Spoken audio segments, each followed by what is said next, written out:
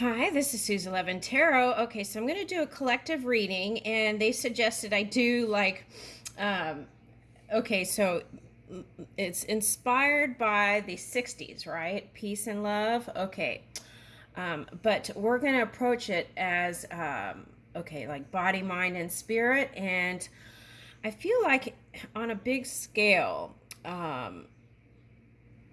people have not been managing their stress levels, and I feel like that's having an impact on the world. Okay, so past tense. Okay, so the suggestion might be is to kind of see where you are. Do you feel like your management, right, of your health? Do you feel like it is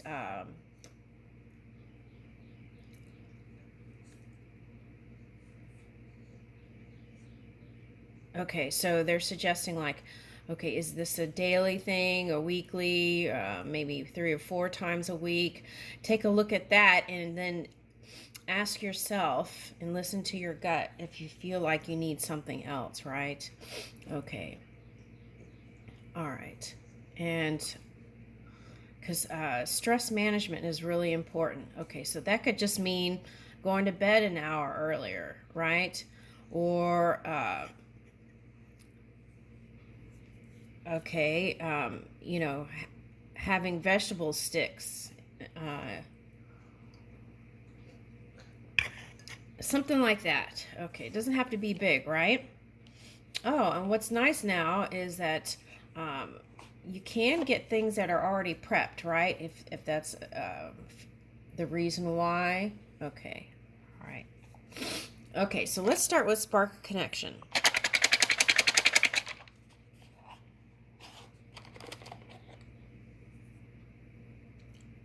Reach out to a childhood friend. Oh, I think Aries got that. Someone got that yesterday. Okay, let's see. I'm going to dig. Okay, welcome new residents to your neighborhood. Okay.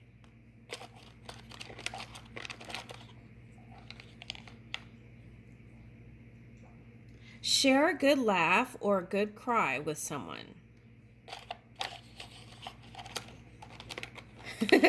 That reminded me when I was little, I used to watch these Japanese dramas with my mom, and we get the box of tissues out and we watch it and cry. We knew it would be sad and we'd watch it anyway. Okay, accept people for who they are instead of trying to change them. Right, right. So, and that could go for yourself too, right? You don't have to change anything. Okay. Everything can be perfect as is.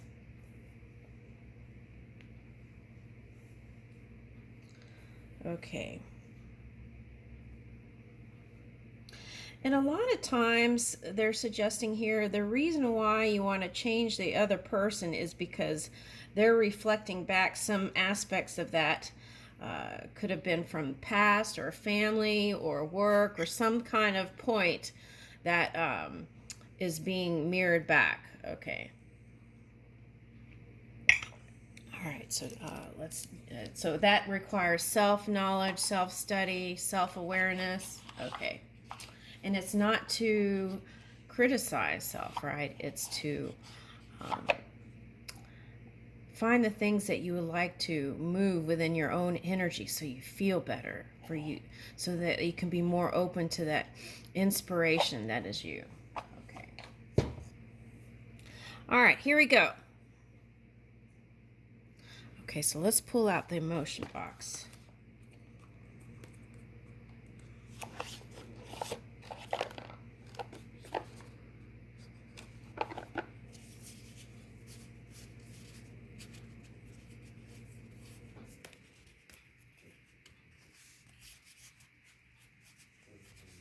Let's see what this one says.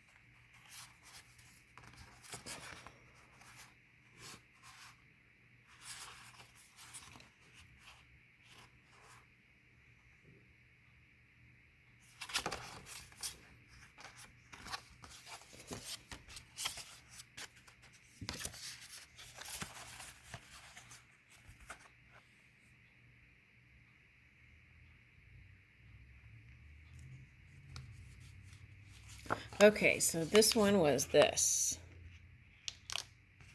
All right, let's see what it says. These are all things that, go into the melting pot. Okay. All right, hatred. It was in the 1980s that American journalists first coined the term hate crime to describe a wave of attacks on people of marginalized groups. In the 1990s, Western Europe experienced a similar outbreak of violence fueled by intolerance and prejudice and introduced its own hate crime legislation. Okay. So yeah, this is still right was going on, and it's hard to believe that now that this is still going on, right? And what is interesting is it's like people are still doing this kind of stuff and masking what it actually is. All right, so it's all mind stuff. Okay.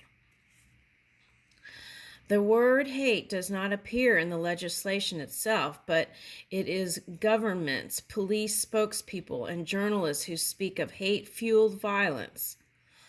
Some legal scholars say this emotive language is deliberately inflammatory, making it possible to give tougher sentences.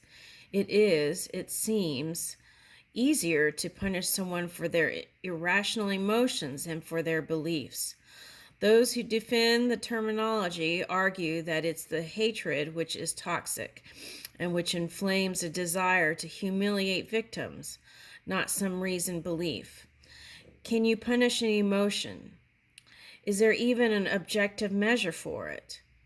Hatred may be the focus of legal and philosophical argument, but in the meantime, it has become a byword for all that is contemptible, intolerant, and antisocial in our societies.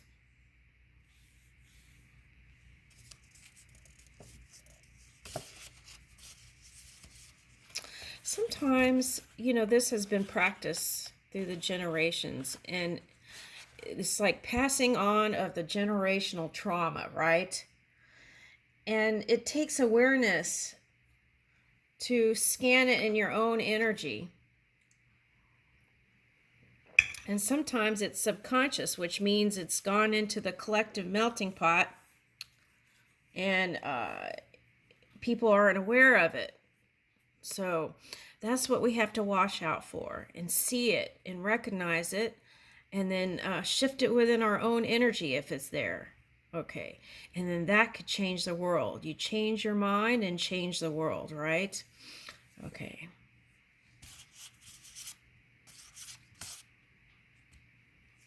Okay, let's see. I don't know what this is. Okay. Acedia. Imagine you're a Christian hermit living living in the deserts of western Egypt in the 4th century. The sun beats down on the roof of your mud brick cell. Inside, you're praying, kneeling upon a carpet of stones, when you start to feel a little bit bored.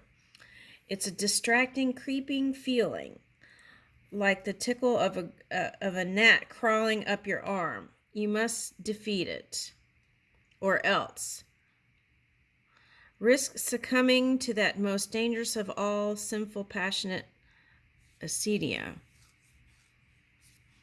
Acedia, pronounced acedia, okay, or sometimes called acedi,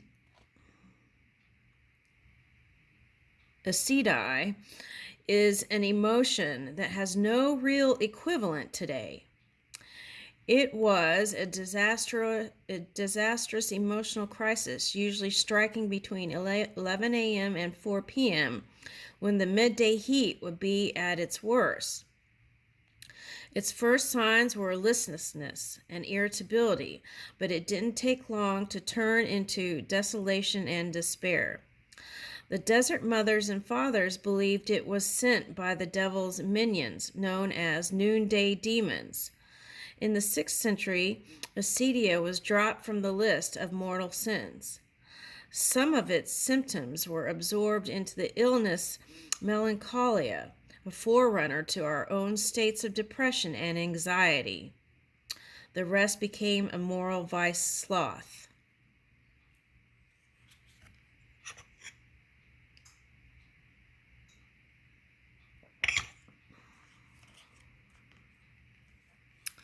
Well, I feel like the way around that, and probably the reason why it was dropped, is because the collective suggested that we can make all time auspicious, right?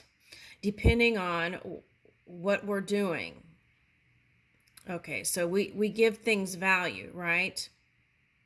Okay.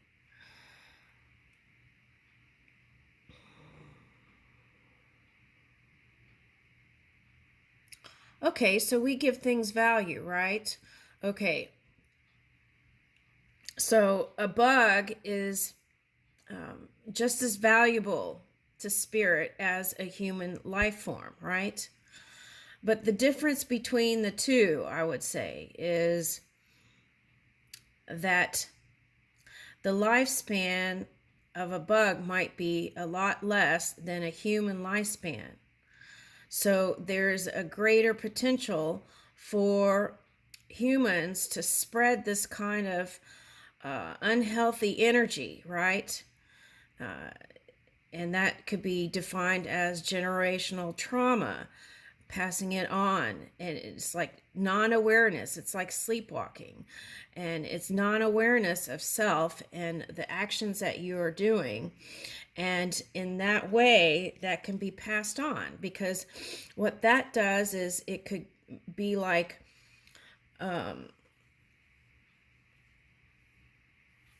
not realizing you're causing suffering on other people, right? To gain what it is you want. It's like extreme selfishness. And I would say that a bug doesn't have to experience that, right? Okay. And but of course, there is infinite intelligence moving through all beings, so they can experience in their consciousness what they desire. Okay, so I feel like the key to moving forward here in peace and serenity is understanding that understanding how cause and effect in the human cycle of life can have great impact from generations to come. It's not just about the self. Okay. And so think about that, right? Yeah. And as we move and do the best we can to manage our own emotional scale and imagine new things, new, better feeling places for ourselves and others, I feel like those links can connect and become manifest in the physical reality.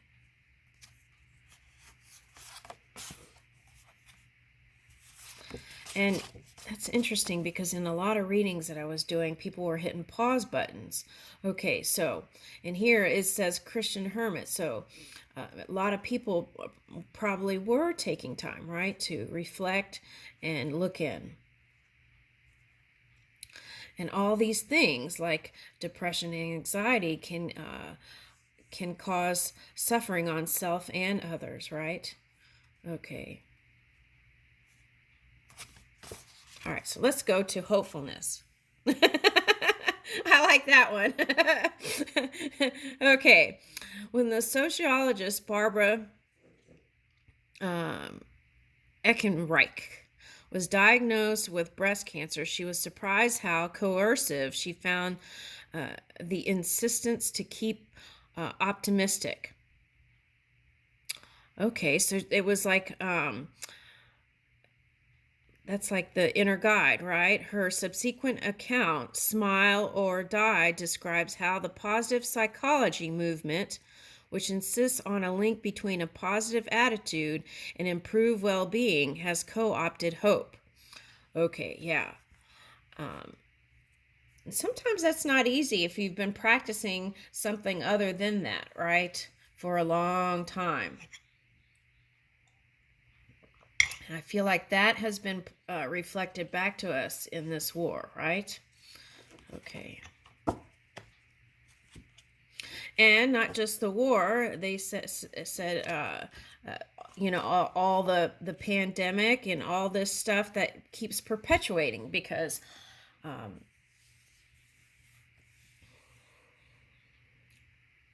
it's calling for self-care and self-study and self-awareness and self-love. That's what it's calling for. And in that self-love, then with wisdom, aligned with wisdom, that can become the new framework, right, that we move in.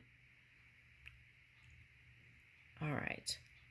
Can hope really press back the march of cancerous cells? There's probably no harm in finding out. Okay, except that Eckenreich also cites a 2004 study which suggests that continually looking on the bright side of cancer diagnosis did not always help patients. A hopeful outlook might make life easier for careers and family members, but many of the patients themselves found it alienating, even guilt-inducing, and it prevented them from acknowledging and expressing the fear and anger they also felt. Ooh, okay, yeah. It's like acknowledging all of the emotional scale, right? It's not ignoring. It's being aware and then moving your point of focus. Okay. And having no judgment in it, right? Okay.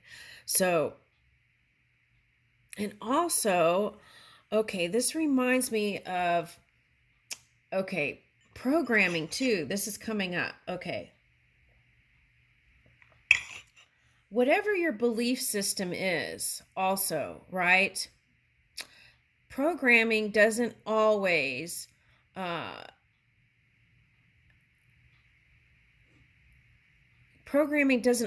cross out a person's long practice belief, right? Okay. So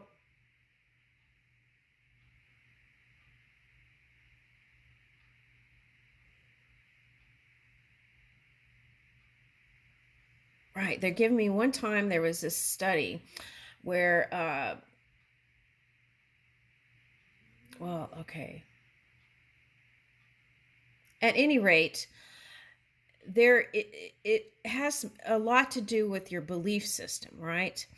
And if you've been practicing a certain kind of energy for a long time, then sometimes it may not be easy to look on the bright side, right? Okay, so it's kind of like Adam's family, right? And they were all forcing her to try and smile. So they were trying to program her with all these like videos, right? I won't say which ones. And then she smiles, but she creeps everybody out, right? Okay, it's like that. That's what I'm picking up here. Okay.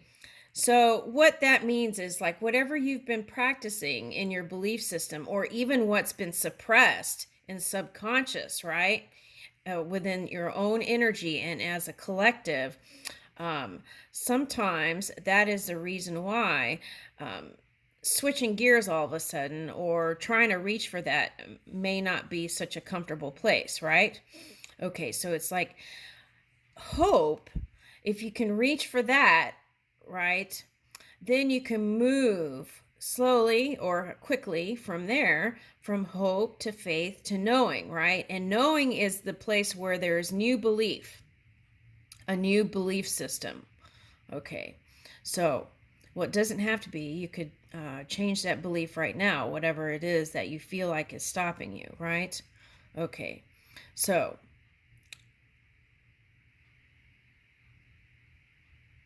all right, so, but no one, this is the thing. Here it says, found it alienating, even guilt inducing.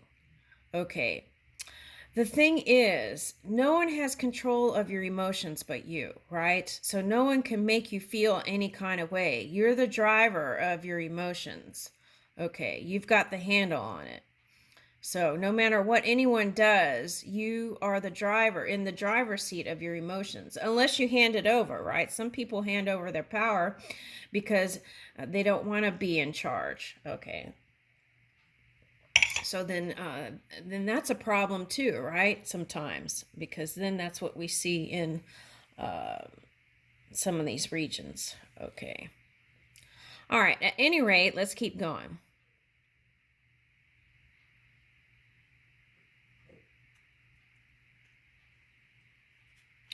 So when you have fear and anger, what do, right? Some people go to therapists and do, work it out that way. But I feel like a great way to first start to understand what it is you're suppressing is journaling. And if you're afraid someone's going to get a hold of it, just do it on paper and then shred it, right? Okay.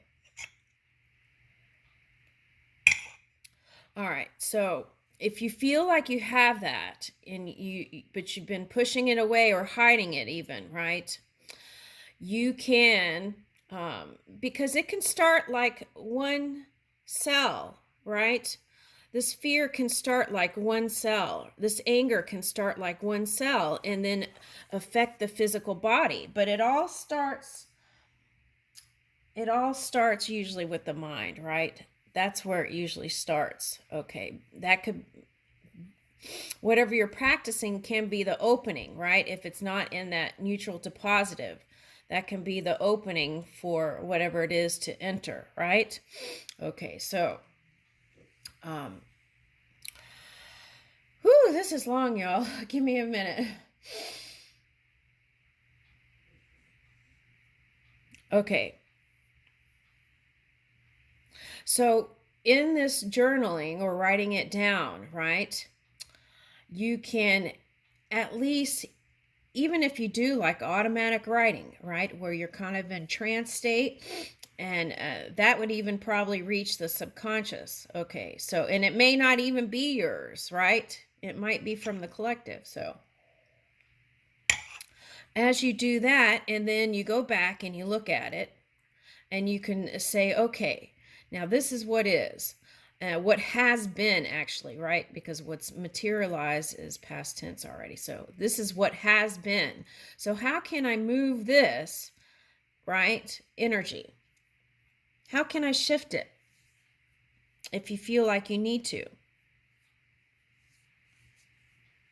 Now, this is strange, but sometimes, okay, and this is not to get mad at sick people, okay? Sometimes people feel neglected and they don't get attention. So sometimes these things can pop up. They're showing me like a child, right?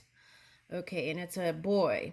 And they're showing me like a child who doesn't get attention, wants the love, wants the affection, but feels like, due to whatever this practice energy was here, right? This is inner child. Feels like they're not getting attention. So, and they feel like the world is against them. Okay, so then what happens is they do things to get the attention, and sometimes it can show up as an illness, okay, or a thing they have to fix within their physical body, right? Okay.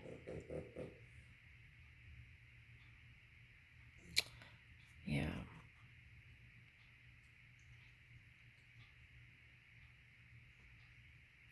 Okay, so I feel like that starts from not giving yourself self-care and self-love, right? It's like going in extreme sacrificial energy and not nurturing the self, right? And in that self-care and self-love, then that can expand, right? Okay, so I feel like that's important moving forward. Okay. And of course, the environment, okay, they're showing me right. Like the environment can affect these things that occur, right? Like the nuclear reactors, right? The environment can cause those things. Okay. So, there is an outside element too. So it's like we have to start moving in a way where we care for not just ourselves, but also Gaia, right? The earth body. Okay. The environment. Give it love, right? And when we start to appreciate the natural environment and love it and give it love, then we won't be in such a hurry to try and do these things and put money and power over taking care of the environment, right? Taking care of the earth, taking care of the physical body, not just it's like the micro to the macro, right? And beyond. Okay.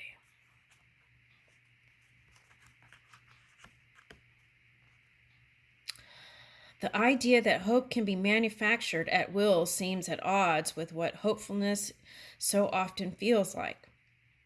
With its flickering promise of happier ending, it is a glimpse of relief in a desperate situation when we have reached the end of all that we might practically do. We know hoping might leave us feeling cheated and let down, but this vulnerability is also a strength. To feel hope is to acknowledge how little control sometimes we often have, right? Okay. And down here it says dread. Okay, so, and I feel like that's part of the message. Okay, so it's like,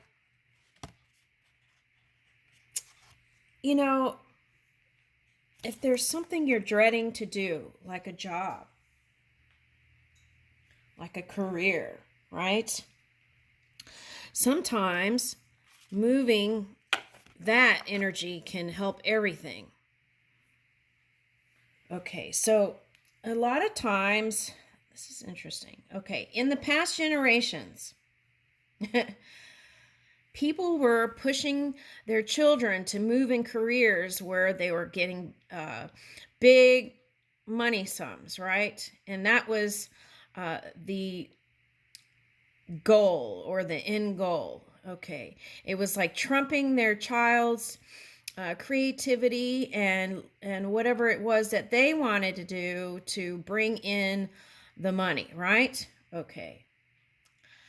And I feel like it's calling for a shift and change there for that. That can be passed on, right? And so what happens is choosing careers that can bring money but not happiness, right? And then feeling such dread and great dissatisfaction in whatever it is you're doing, when what we really want as a whole, I feel like, is to feel good every day, to enjoy going to work every day, to enjoy interactions with each other, right, on a global scale, and not having to have these limitations, right? Being expansive, being friends, right? Again,